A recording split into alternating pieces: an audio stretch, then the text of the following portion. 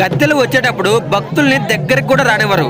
ఏ ఊరు నుంచి గద్దెలు బయలుదేరతాయో ఆ ఊరు మొత్తం ఒకసారి తిప్పి చూపిస్తారు. ఎవరింటి దగ్గర నుంచి గద్దె బయలుదేరుతుందో వాళ్ళు పసుపు కుంకుమ పెట్టి పంపిస్తారు. మేడారంలో కొత్త గద్దెలు కట్టిన తర్వాత మొదటిగా జరిగే జాతర ఇది.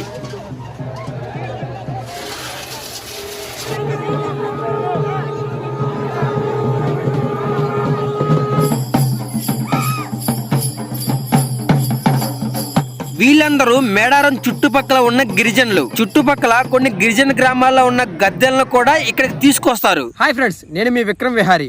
ఫ్రెండ్స్, ఈ రోజు వీడియోలో మీకు మేడారం జాతరలో అతి ముఖ్యమైన 4 రోజులైతే చూపించబోతున్నా కదా.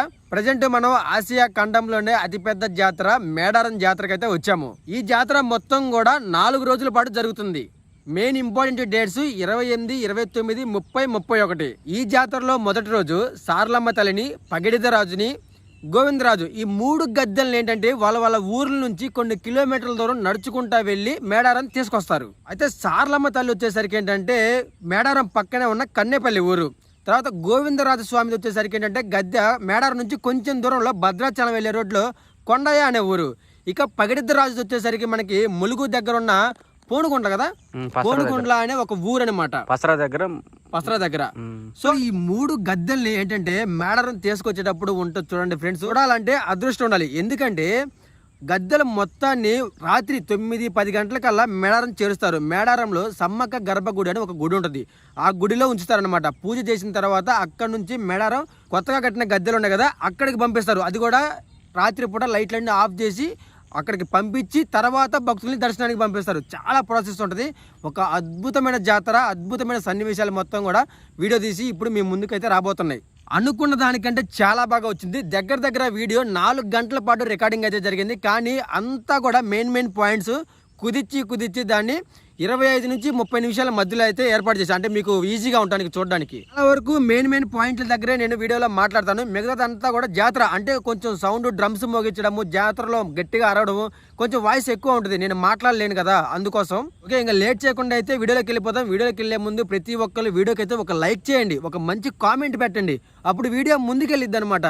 ఫస్ట్ టైం చూస్తున్న వాళ్ళైతే మన ఛానల్ని కొంచెం సబ్స్క్రైబ్ చేసుకోండి. ఇంకోటి ఏంటంటే ఎవరైతే మేడారం ఇప్పుడు దాకా జాతర చూడలేదు, రాలేకపోయారో వాళ్ళకి వీడియో షేర్ చేయండి. చాలా హ్యాపీగా ఫీల్ అవుతారు. ఎందుకంటే మేడారం జాతర 50% వీడియో ఇప్పుడు మనం మీ ముందుకు వస్తుంది. ఇప్పుడు మీరు చూస్తుంది పగిడిద్దరాజు గద్దె. గద్దెలు ఇంటి దగ్గర నుంచి ఆ వంశస్థులు తీసుకొస్తారు. అలా బయలుదేరినప్పుడు ఊర్లో వాళ్ళందరూ కలిసి వెళ్లి పసుపు కుంకుమ పెట్టి నీళ్లు పోసి తీసుకొస్తారు. చాలా దూరం నుంచి నడుచుకుంటా వచ్చి పసరా అనే ఊరి దగ్గర ఆగారు. గిరిజనులు మొత్తం కూడా ఎంతో సరదాగా నాట్యం చేస్తూ, డాన్సులు చేసుకుంటూ, డ్రమ్స్ మోగించుకుంటూ అలా మేడారం వెళ్తూ ఉంటారు.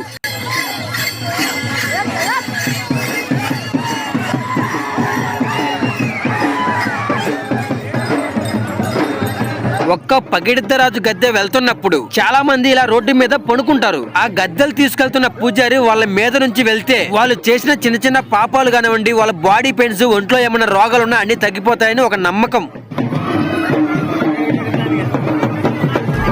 ఈ పగిడిద్దరాజు గద్దె మేడారం దగ్గరలోకి వెళ్తున్నప్పుడు మరికొద్ది సమయంలో చేరుకుంటుంది అనుకున్నప్పుడు కన్నేపల్లి నుంచి సారక్క తల్లి అంటే సారలమ్మ తల్లి బయలుదేరుతుంది. నడుచుకుంటా కొన్ని కిలోమీటర్లు ఇలా నడుచుకుంటా వెళ్తూనే ఉండాలి. దారిలో చీకటి పడుతుంది కానీ లైట్స్ ఉంటాయి. గద్దెలు తీసుకెళ్తున్నప్పుడు సిఆర్పిఎఫ్ వాళ్ళు, పోలీసు వాళ్ళు, గిరిజన యువకులు ఎవరు గద్దెల దగ్గరికి వెళ్లకుండా ఒక సెక్యూరిటీ లాగా తీసుకొస్తారు మేడారం. ఈ లోపల కన్నేపల్లిలో సారలమ్మ తల్లి ఎలా ఉందో చూద్దామని కన్నేపల్లి వచ్చాం. ఈ కన్నేపల్లి వచ్చేసరికి మేడారం నుంచి జస్ట్ 5 కిలోమీటర్లు నడుచుకుంటా కూడా వెళ్ళొచ్చు. సారక్కను చూడడానికి మేడారం నుంచి చాలా మంది నడుచుకుంటా ఊర్లోకి వచ్చేసారు. ఇలా సమ్మక్కను సారక్కను తీసుకెళ్లేటప్పుడు చూడాలని చాలా మంది అనుకుంటారు. సారక్కనైనా సమ్మక్కనైనా ఎవరు పడితే వాళ్ళు తీసుకురారు. సారక్క వంశస్థులు, పూజారులు ఎవరైతే ఉంటారో వాళ్ళ ఇంటి దగ్గర నుంచే గద్దె బయలుదేరుతుంది. చూస్తున్నారుగా ఒక చిన్న గిరిజన గ్రామం అసలు ఎలా ఉందో ప్రజెంట్. ఈ మేడారానికి సంబంధించిన పక్కనే ములుగు ఉంది కదా, ములుగు ఎమ్మెల్యే సీతక్క గారు కూడా వచ్చారు. ప్రజెంట్ భక్తులందరూ కూడా ఆ పూజారి గారి ఇంటి దగ్గరే ఉన్నారు. పూజారులు అంటే మరెవరో కాదు, వాళ్ళ వంశస్థులు. ఫ్రెండ్స్, వీడియో నా వల్ల అయినంత వరకు తీస్తాను, కానీ మరీ దగ్గర నుంచి అలా మనుషుల మీద పడిపోయి అంత రిస్క్ నేను చేయలేను. ఎందుకంటే నేను ఎప్పుడు ఒకటే అనుకుంటా మనసులో, దేవుడిని దూరం నుంచి చూసి కోరుకోవాలి కానీ దగ్గరికి వెళ్ళాలి, పట్టుకోవాలి అంటే అది కుదరదు. ఇంటి దగ్గర నుంచి ఫస్ట్ ఊర్లో ఉన్న గుడి దగ్గరికి వెళ్తారు. అదిగోండి జనం మధ్యలో ఒక పెద్ద ఆవిడ తల మీద పెట్టుకొని తీసుకెళ్తుంది చూసారా. అందులో పసుపు, మెయిన్ కుంకుమ, వాటితో పాటు గద్దెలకు సంబంధించిన కొన్ని ఉంటాయి క్లాత్. ఇవన్నీ తీసుకొని ఊరు మధ్యలో ఉన్న సారక్క గుడికి వెళ్తారు. ఇలా రెడ్ కలర్ బట్టలు వేసుకున్న వాళ్ళందరూ కూడా సారక్క తల్లి వంశస్థులే. మేడారం పక్కనే ఉన్న ఈ కన్నెపల్లె ఊరు ఒక చిన్న గిరిజన గ్రామం. ఇంటి దగ్గర నుంచి పూజారులు గుడి దగ్గరికి అయితే వచ్చారు. కొన్ని వేల మంది ఎదురు చూస్తున్నారు. గుడిలోకి వెళ్లి సారక్క తల్లి గద్దె తీసుకొని బయటకు వస్తున్నప్పుడు ఉంటుంది ఫ్రెండ్స్, మామూలుగా ఉండదు. పోలీసుల పక్కన ఉన్న గ్రీన్ టీ షర్ట్ వాళ్ళందరూ కూడా ఇక్కడ గిరిజన గ్రామస్తులే. వాళ్ళకైతే మంచి అవకాశం. గద్దెలు తీసుకొచ్చేటప్పుడు ఒక్కరు కూడా దగ్గరికి వెళ్ళలేరు. అసలు సెక్యూరిటీ చూసారా ఎంత మంది ఉన్నారో. అసలు ఎంత మంది పోలీసులు, ఎంత మంది సెక్యూరిటీ పెద్ద పెద్ద తాళ్లు పట్టుకొని ఎలా నుంచున్నారో చూడండి. ఒక్కసారి సారక్క తల్లి గద్దె లోపలికి వచ్చిన తర్వాత ఆ దరిదాపుల్లో కూడా ఎవరిని పోనివ్వరు. అసలు గుడి లోపల ఏం జరుగుతుంది, అందరూ లోపలే ఉన్నారు. అసలు ఎప్పుడెప్పుడు సారక్క తల్లి బయటకు వస్తుందా అని ఎదురు చూస్తున్నారు.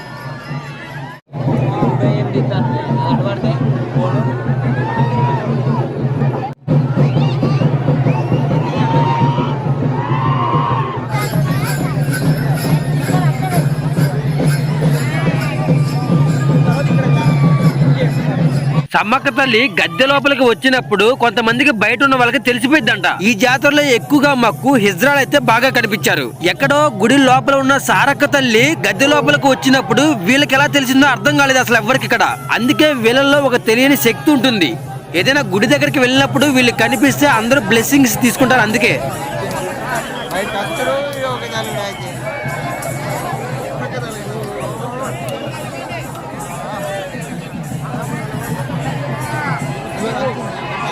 ఫ్రెండ్స్, గుడి లోపల నుంచి సారక్క తల్లిని బయటికి తీసుకొస్తున్నారు చూడండి. ఇలా సారక్క తల్లిని ఇలా చూడడం కోసం ఇంత మంది జనం వచ్చారు. సారక్క తల్లి గద్దె ఊరు నుంచి అయితే స్టార్ట్ అవుతుంది. ఇప్పుడే జాతర అయితే చాలా బాగా జరుగుతుంది. మళ్ళీ మళ్ళీ ఇలాంటి అవకాశం రాదు. స్కిప్ చేయకుండా చూడండి.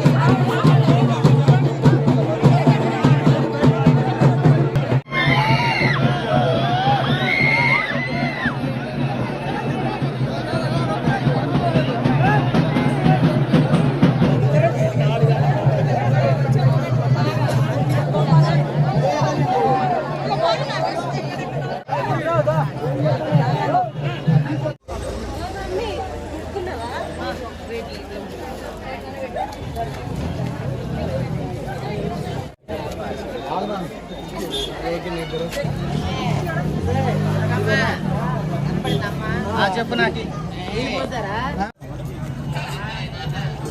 వెళ్ళం బా మనం.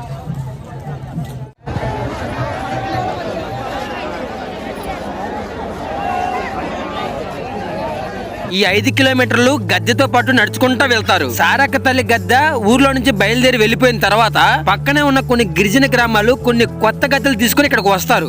అసలు గిరిజనుల జాతర అంటే ఇలా ఉంటుందా అని ఇప్పుడు మీకు చూపిస్తా. అసలు ఈ కన్నెపల్లి గ్రామంలో మేడారం టైంలో ఇలా జాతర టైంలో ఇలా జరుగుతుందని చాలా మందికి తెలియదు. ఈ 3 రోజులు జాతర అయిపోయిన తర్వాత మళ్ళీ సమ్మక్క తల్లిని సారక్కని తిరిగి వనంలోకి అడవిలోకి పంపిస్తారు. ఎందుకంటే ఈ సమ్మక్క సారక్క అనేవాళ్ళు వనదేవతలు, అందుకే గిరిజనులు ఒక దైవంగా భావిస్తారు. గుడి లోపల వేప చెట్టు, అటువైపు రావి చెట్టు 2 ఉన్నాయి. వచ్చిన భక్తులు ఏం చేస్తున్నారంటే ఆ చెట్టుకు పైన మొత్తం బెరడు, ఆ పేడ అనేది మొత్తం లేపేస్తున్నారు. అలాగే కొన్ని వందల ఏళ్లుగా పూజలు జరిపిస్తున్న సారక్క తల్లి గద్దె గుడి బయటే ఉంటుంది చూడండి. ఇప్పుడు సారక్కను తీసుకెళ్లింది ఈ గుడి లోపల నుంచే మేడారంకి తీసుకెళ్లింది.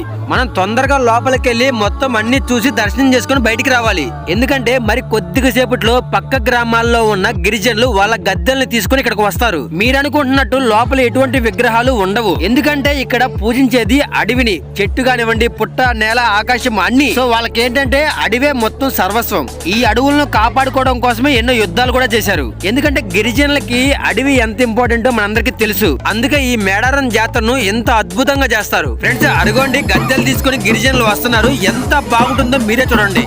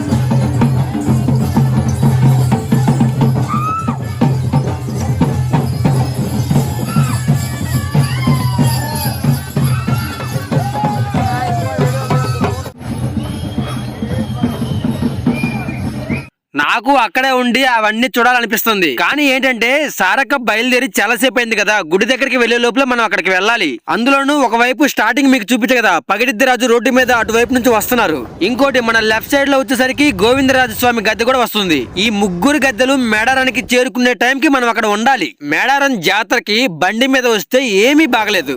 అసలు జాతరకు వస్తే ఎలా ఉండాలో చెప్పనా? ఒక మంచి ఆటో పెట్టుకొని 20-30 మంది ఒక కుటుంబం లాగా రావాలి. లేదనుకోండి ఫ్రెండ్స్ అందరూ ఒక 10 మంది గ్యాదర్ అయ్యి ఒక కారు మాట్లాడుకొని రావాలి.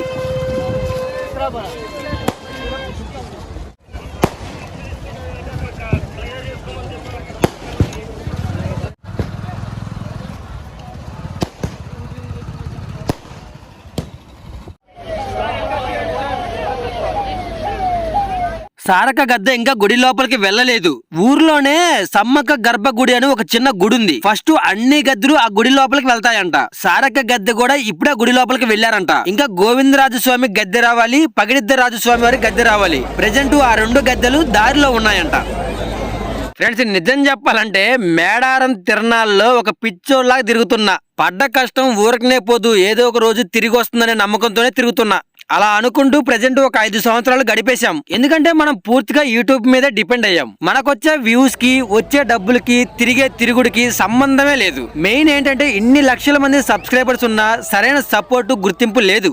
ఫ్రెండ్స్, చాలా సేపు వెయిట్ చేసిన తర్వాత గోవిందరాజస్వామి గద్దె కూడా వచ్చేసింది. ఈ గోవిందరాజస్వామి గద్దె కూడా ఏంటంటే ఆ గుడి లోపలికి తీసుకెళ్తున్నారు. కామెడీ ఏంటంటే భక్తులు దండం పెట్టుకోవడం మర్చిపోయారు. వీడియోలు తీసుకోవడం, ఫోటోలు తీసుకోవడమే. ఇప్పుడు మనం అంటే యూట్యూబరు, ఒక చేత్తో దండం పెట్టుకుంటాం, ఇంకో చేత్తో వీడియో తీసుకోవాలి, తప్పదు. కానీ ఇంత మంది దొరక అవకాశం దొరికితే దండం పెట్టుకొని కోరుకోకుండా వీడియోలు తీసుకుంటా, ఫోటోలు తీసుకుంటా ఉన్నారు. అది కూడా ఎందుకు? ఎవరో చూడాలి స్టేటస్ అనే ఒక చిన్న తాపత్రయం, అంతే. మళ్ళీ రేపు సాయంత్రానికి స్పేస్ లేదని మళ్ళీ వీళ్ళే డిలీట్ చేస్తారు. ఒక్క గద్దె రావాలి, పగిడిద్దరాజు స్వామి గద్దె రావాలి. రాగానే గుడి లోపల ఎలా ఉంటుందో కూడా మీకు చూపిస్తా తర్వాత. పగిడిద్దరాజు స్వామివారి గద్దె వచ్చేలోపు ఒకసారి గుడి దగ్గర ఏర్పాట్లు ఎలా ఉన్నాయో చూద్దాం రండి. గుడి దగ్గర బందోబస్తు మామూలుగా లేదు. జనం, భక్తులు కూడా ఫుల్ వెయిటింగ్. టీవీలో చూస్తే ఒకలాగుంటుంది, రియల్ గా వచ్చి ఇక్కడ మనం చూస్తే వేరేలాగుంటుంది. అసలు ఎంత ఎక్సైట్మెంట్ గా ఉందో తెలుసా? అసలు నిజంగా ఫ్రెండ్స్ మామూలుగా లేదు జాతర. అందుకే మేడారం జాతర అంటే అంత పెద్ద పేరు వచ్చింది. మన ఇండియాలో కాదు, మొత్తం ఆసియా ఖండంలోనే అతిపెద్ద గిరిజన జాతరగా పేరు వచ్చింది. అందరం 2 గంటలుగా వెయిట్ చేస్తున్నాము. ఫైనల్ గా అయితే వచ్చేసింది. పగిడిద్దరాజు స్వామి వారి గద్దె అయితే వచ్చేసింది. ఆల్రెడీ సారక్క తల్లి స్వామి గద్దె ఎప్పుడో వెళ్ళిపోయింది. ఇంతకు ముందే పక్క ఊరు నుంచి వచ్చిన గోవిందరాజు స్వామి వారి గద్దె కూడా వచ్చేసింది, వెళ్ళిపోయింది. కానీ పగిడిద్దరాజు స్వామి వారి గద్దె ఇక్కడిది కాదు, చాలా కిలోమీటర్ల నుంచి నడుచుకొని రోడ్డు మీద ఇప్పుడు వచ్చింది ఫైనల్ గా. ఎప్పుడో మధ్యాహ్నం 1 గంటకి సత్రా అనే ఊర్లో చూసా. మేడారం పక్కన సత్రా అనే ఊరు ఉంటుంది, అక్కడ చూశాను. మళ్ళా ఇప్పుడు ఇక్కడికి వచ్చేసరికి 11 అయింది.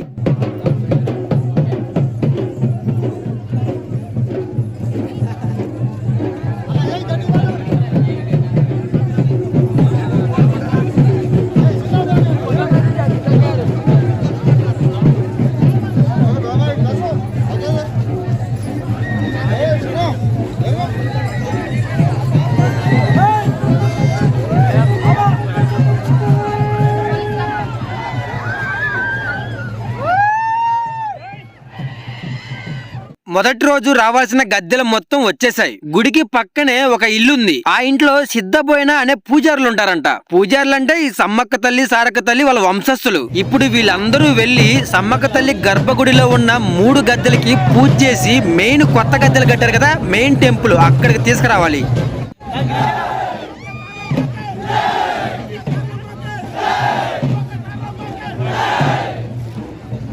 గద్దెలు గుడి లోపల నుంచి బయటికి ఎప్పుడెప్పుడు వస్తాయని 3 గంటల మించి వెయిటింగ్.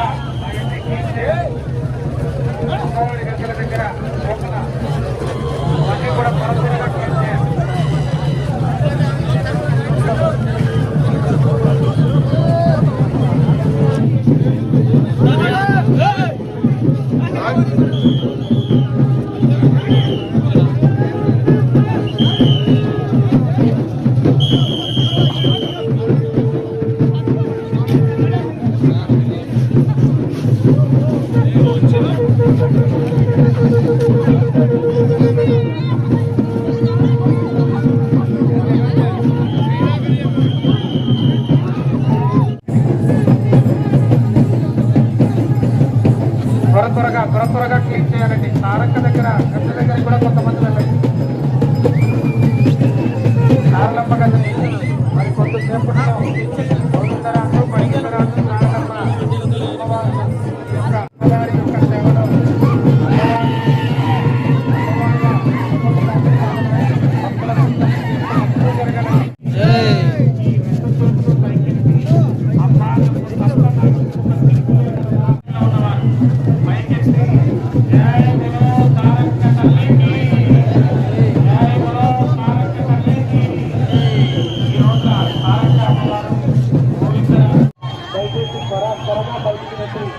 అమ్మవారి సేవల పరిష్కారం కోరుతున్నాం.